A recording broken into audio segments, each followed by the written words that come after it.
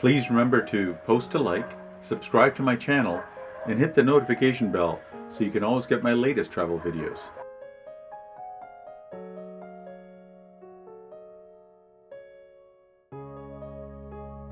Welcome back to Paris. I hope you enjoyed the tour of the Louvre. Today I'm going to start with the Jardin des Tuileries. The Jardin des Tuileries is truly a beautiful garden, and it has a beautiful fountain in the middle of it.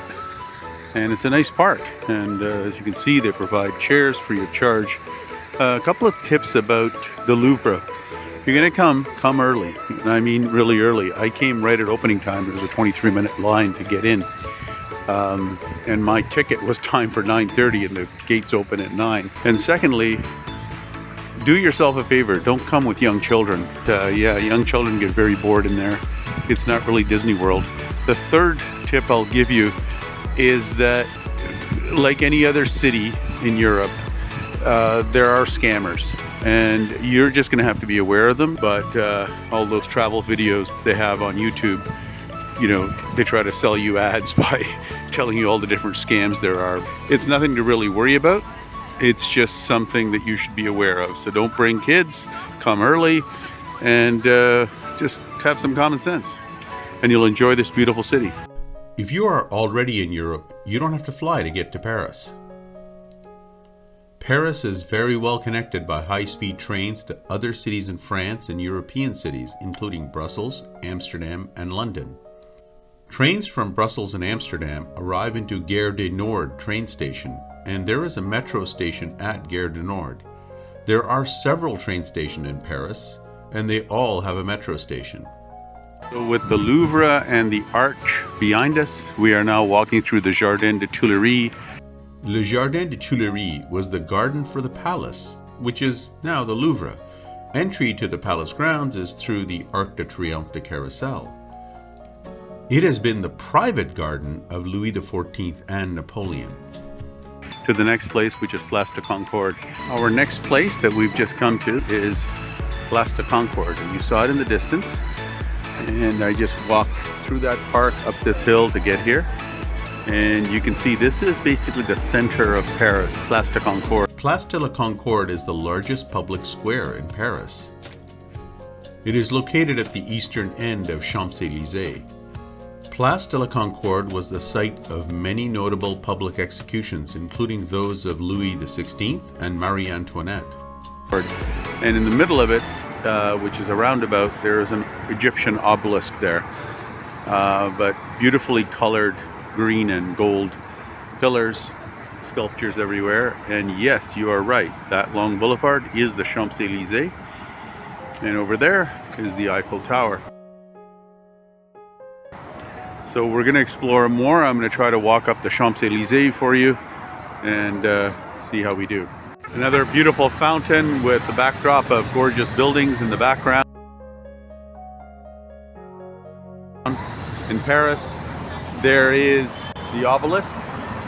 The Luxor obelisk was gifted to France by Egypt in the 1800s and once marked the entrance to the Luxor temple in Egypt, which is the center of Place de Concorde, and there's the gates to the Jardin des Tuileries,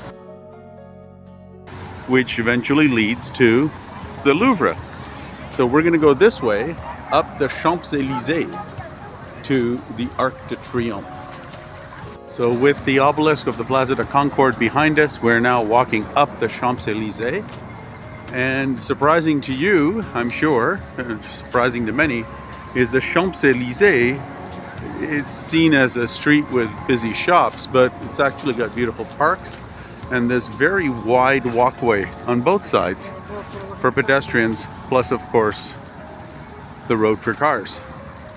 Up Champs-Élysées, and this is Franklin Delano Roosevelt Avenue.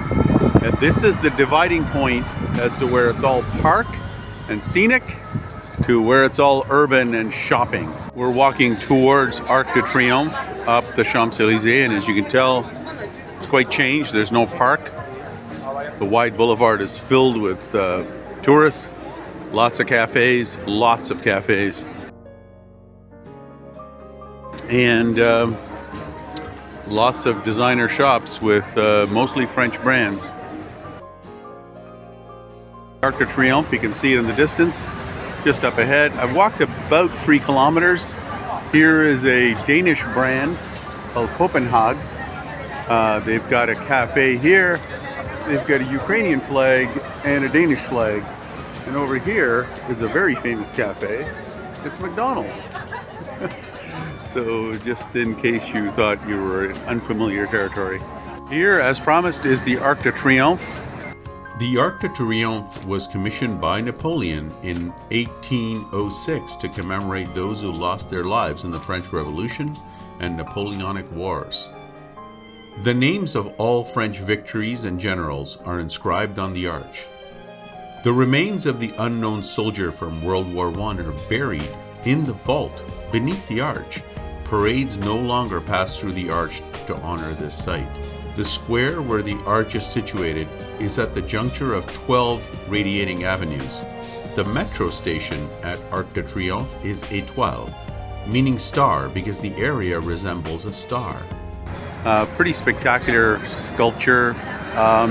You can walk up to the top. There is no elevator to get up there, but it's a dark staircase and you have to go about 285 steps up and you have to pay admission to go in there. Admission to the Arc de Triomphe costs 16 euros and gives you a rooftop access via 324 stairs only, no elevator. A guided tour will cost about 23.5 euros. Opening hours are 10 a.m. to 11 p.m. This is basically the commercial center of Paris.